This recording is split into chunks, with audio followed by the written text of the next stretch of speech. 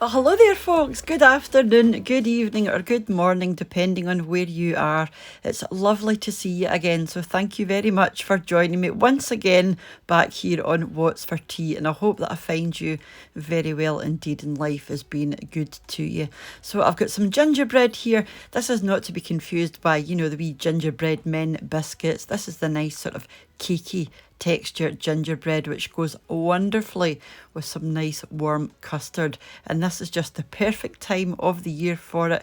But you can of course just have it with a wee cup of tea or coffee. It's lovely cold as well. So I'm just going to show you everything I used and how I put it together, but as usual all of the ingredients will be in the description box underneath the video. So you want this nice and spicy and cinnamony, so there's cinnamon and ginger and all the usual suspects in here, and that's what I used there.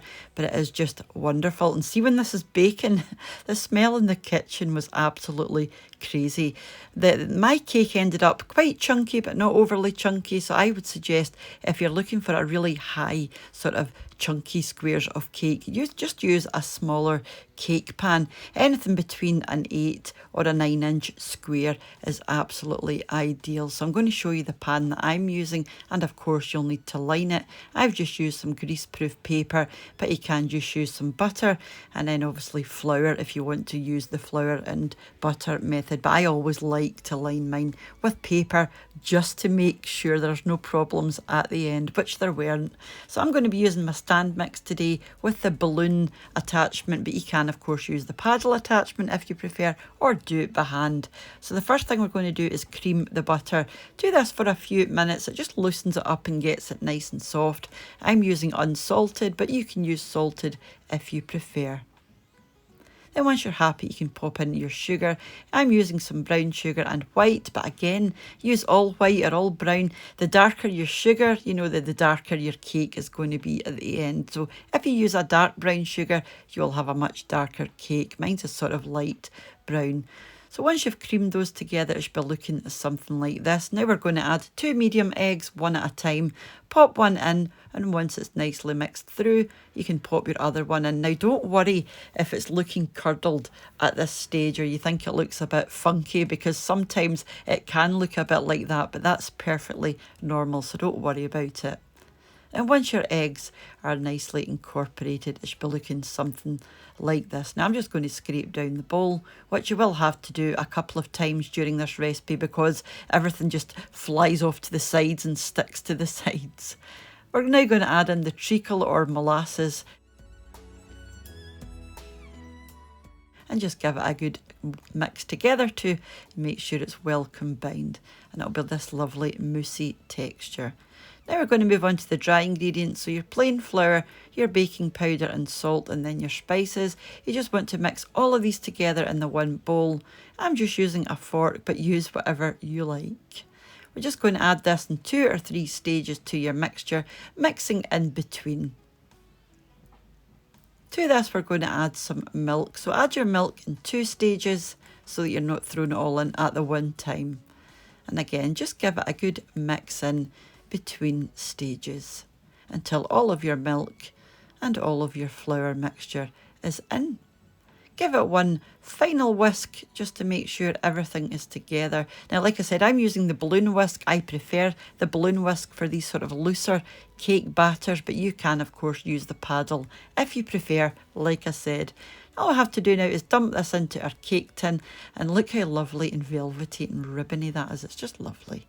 Smooth it over the top with your spatula, and do give your tin a good couple of bangs or taps to get some of those air bubbles released. And then all we'll have to do is pop it into the oven between 30 and 40 minutes. And this was mine here, just slightly cooled down from the tin. And I'm going to flip mine over because I think it's just prettier on the other side, if you've got any cracks or anything. Plus it makes it nicer to cut. So once it's nice and cool, you just want to cut this into whatever size squares you like. And I've also popped some plain icing on the top of this. I just put mine into a piping bag. My icing was nice and thick. And if your cake is cold, it will set in these lovely lines. If your cake is still warm, they will not set in these lovely lines. So do make sure your cake is nice and cool, you know, if you're going to ice it this way. But you can, of course, just put your icing all over the top if you prefer. And this was mine here, and as you can see, it's just falling apart because it's so soft and delicate. I'm going to pick the end bit up, and a bit more success picking that one up. As you can see, they are fairly chunky.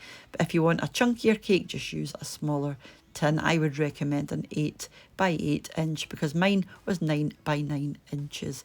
And that was me there. And we're just going to have this, or we did have this later on after our tea, with some lovely warm custard. Ah, just delicious. Highly recommended that one.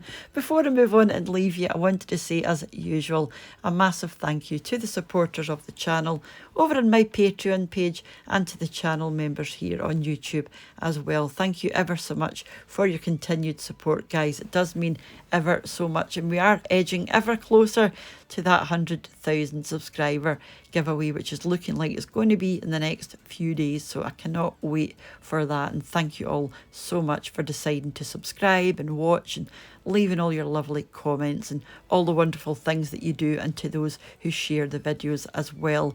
And if you don't follow me over on Instagram, I'm What's for Tea 3 over there. It would be lovely to see you, because obviously I post pictures and videos and things that don't appear on YouTube, or they don't make their way over to YouTube. So whenever you choose to join me again, guys, which is probably going to be for my wee mini shopping haul, we don't really need much this week because we are still working through that massive muscle food order. But whenever you choose to join me again, have a wonderful rest of your day, and I'll catch you off a soon back here on What's for Tea. So take care and bye for now. Bye now.